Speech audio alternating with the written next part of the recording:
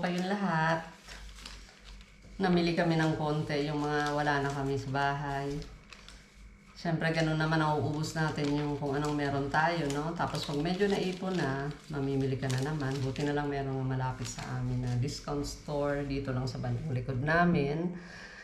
So, yung mga importante lang muna. Gatas, number 1. Lagi kami umiinom ng gatas sa umaga. Gusto namin yung gatas nila full cream. Kano ba ito?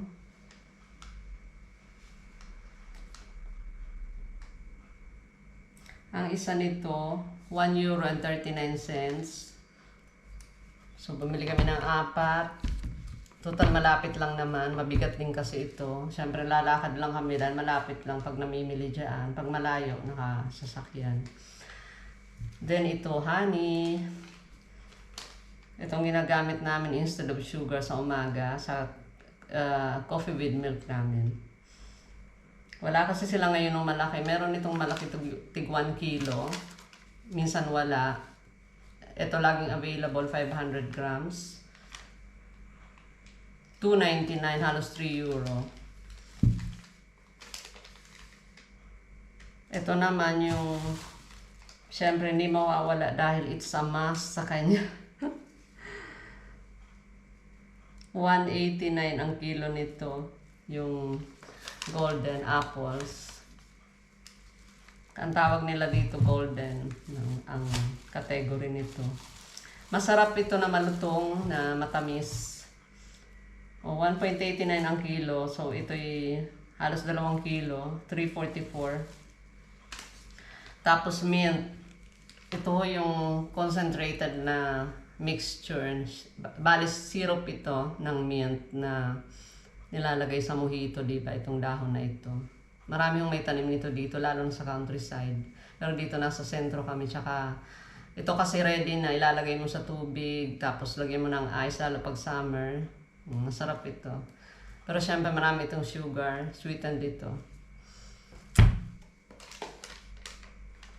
Then bumili ako nito, kakain ako mamaya dahil hindi ko ako makain, 10:20 na, hindi pa ako nag-almusal. Gustong gusto ko ito. Ang tawag dito ay Canadese. 99 cents, halos €1. Meron mo itong nuts sa ibabaw. Parang ito yung nuts na ginagamit sa Häagen-Dazs. Parang ganun. Gusto ko rin yung Häagen-Dazs na ice cream. Alam niyo yun, may macadamia. Macadamia pala yun. Parang o pecan. Pecan pala ito, hindi macadamia. Pero masarap. 10 itlog.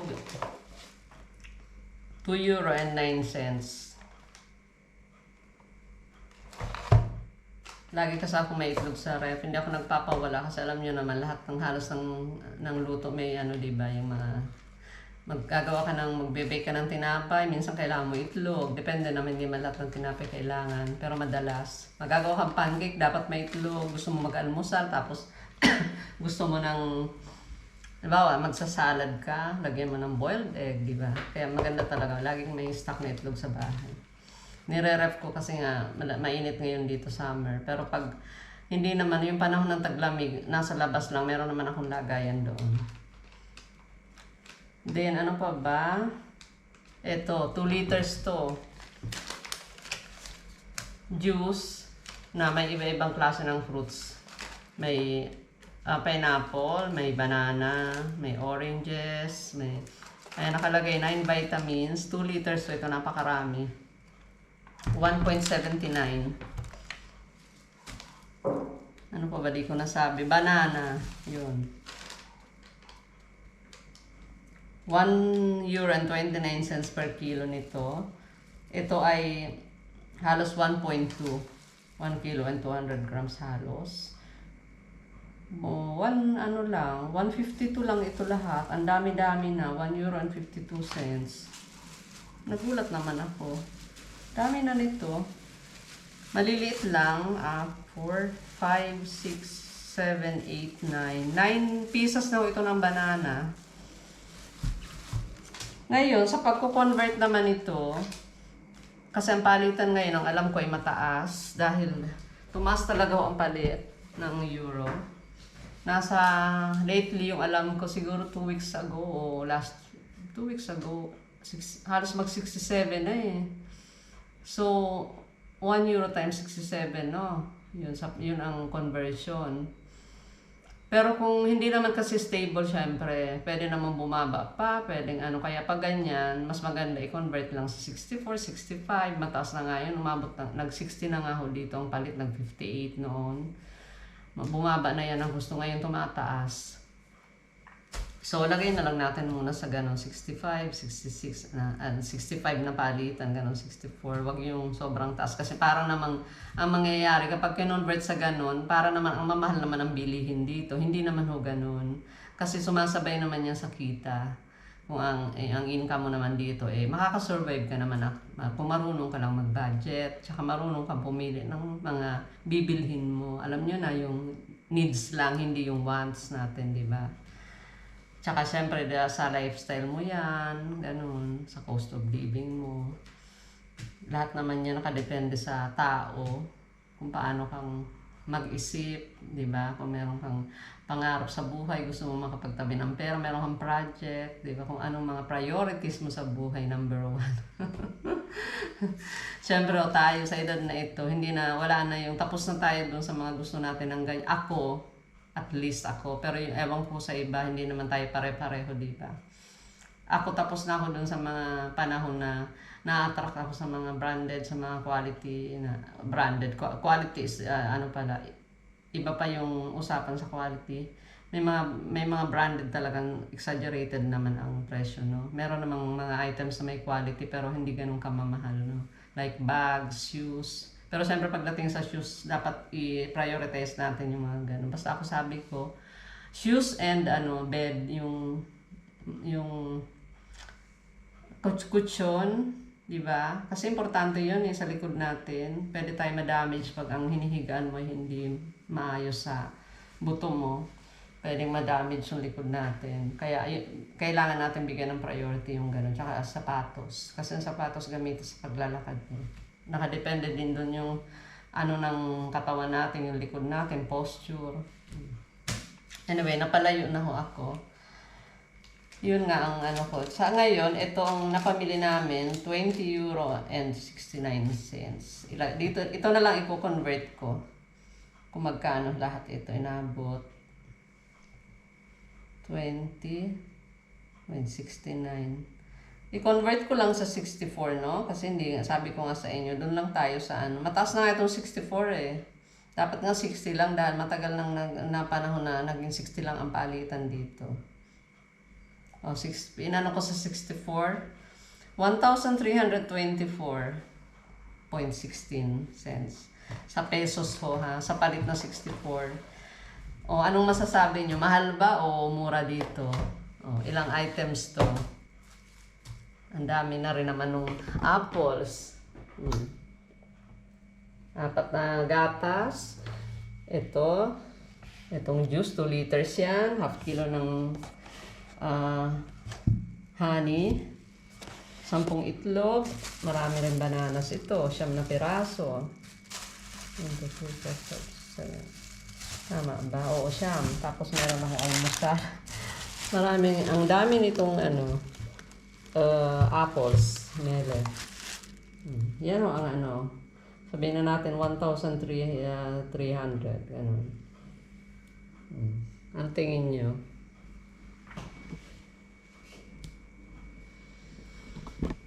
Gagawa muna ako ng coffee. Tapos magluluto-luto na tayo dito dahil gusto ko yung ulam. Alam niyo masarap sa ibang mga ulam na yung di ba, yung like adobo, caldereta. Ako para sa akin, mas masarap yung mga pagkain na ganun pag yung medyo lumipas ng isang araw, the next day, di ba? Mas sumasarap yung lasa kasi na-absorb na talaga ng karne yung mga timpla. Ang bagong luto, masarap sa mga may sabaw yata, no? Di ba? Yung mga nilaga, sinigang, yung natin sa Pilipinas. paksiw. Kahit ang paksiw, masarap the next day, di ba? Sa sinangag. Nagutom tuloy ako. Di pa ako kumakain kahit ano eh. Pero yung mga luto na may mga rekado na gano'n na tuyo, lutong tuyo, parang humid lang. Gusto ko talaga yung ano na medyo lumipas na ang oras. Mas na-enjoy ko na. Kaya lutuin ko na agad ng maaga itong ano ko, isang piece lang naman ng karne, parang i-arosto ko lang para maggulay din kami. Kahapon ang kinain namin ay ano? Alam niyo, ang sarap nung ano, tawag dito, ampalaya.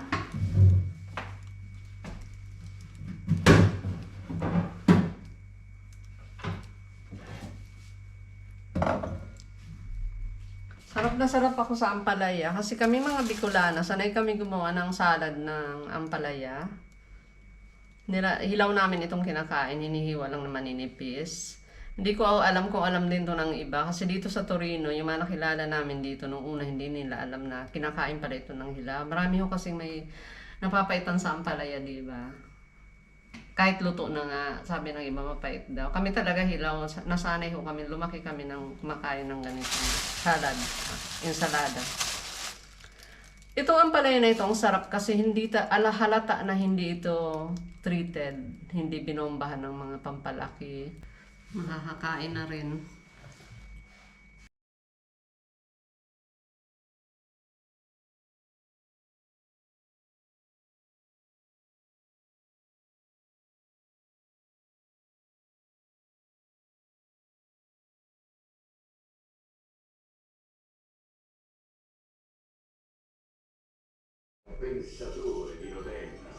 Kakain na tayo ng hapunan. Ito ang ulam natin ngayong gabi. Pagkain pala, hindi ulam dahil hindi naman dito tinatawag ng ulam.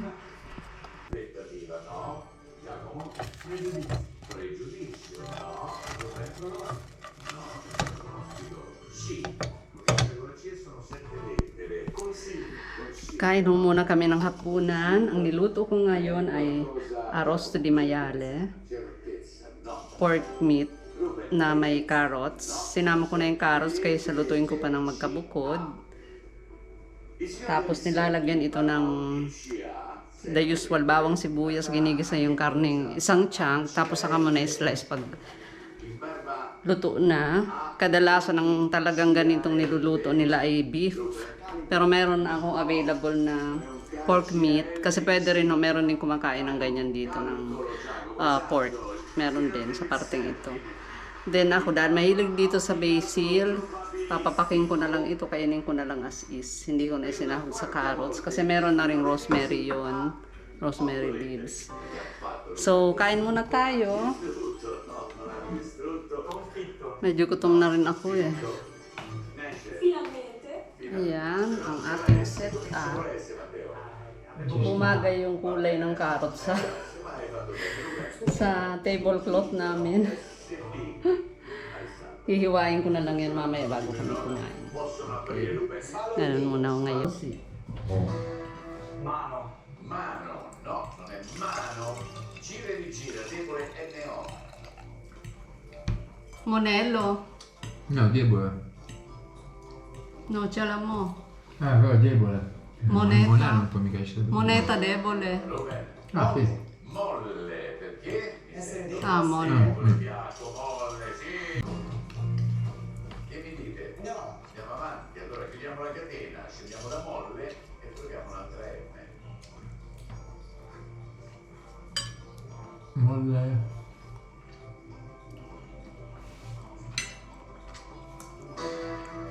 Materasso. Un bel materasso. Ah, molle. A molle. Che bravo. Finita la catena. Ascoltiamo l'arrangiamento completo. Vai.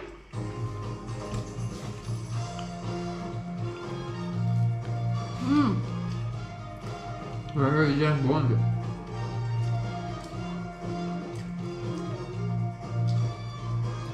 Mi sa che... Rumore. Ah, rumore, rumore, rumore. Rumore. Rumore. Ah. Allora chi dice il titolo che cara. Certo. Vero, vero. Della cara, il rumore. Vai, gatta!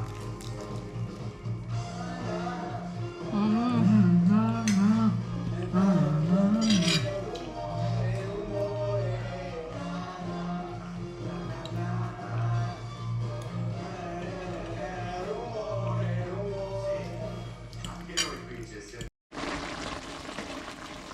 Luto po muna tayo para sa hapunan. Nagluto na ako ng mas maaga. Susundin mamaya ng mister ko yung kapatid ko. Dito siya maghahapunan. Ang kulay ang buhay. O diba, may orange, yung carrots, may yellow, yung patatas. Then may green, sili na hiniwa. Alam niyo to yung sili na mahaba ito. Giniling lang ho ito. Simple lang ito. Gumanda lang dahil sa mga gulay, sa mga kulay ng gulay. Masustansya na maganda pang tingnan. Palalambutin na lang natin yan. Ilagyan ko na rin yun ng pasas. May hotdog, isang hotdog lang. Maalat din ang hotdog. Parang tama yung lasa. Meron kaming kanin, baka fried rice ko.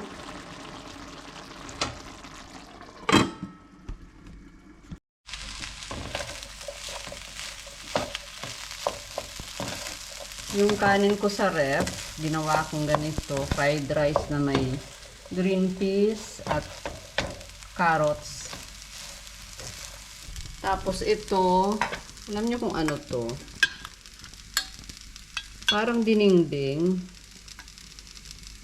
Lutong dinengdeng. Hindi naman ito pinakbit. May isdang prito, may gulay, kalabasa, dahon ng sili at itong sili, bunga ng sili at ampalaya.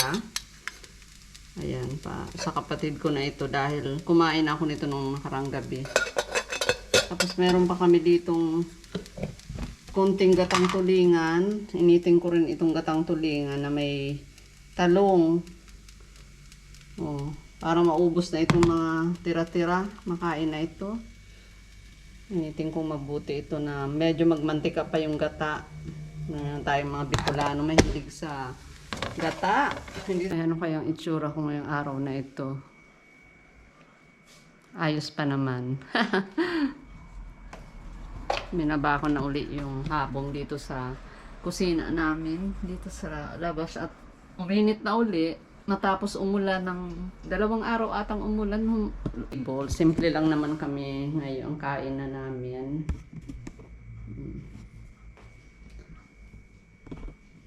Ang tahimik ng buhay ngayon dito sa Torino dahil marami ngayon ang wala, nasa bakasyon ng mga tao. Ganun ho talaga.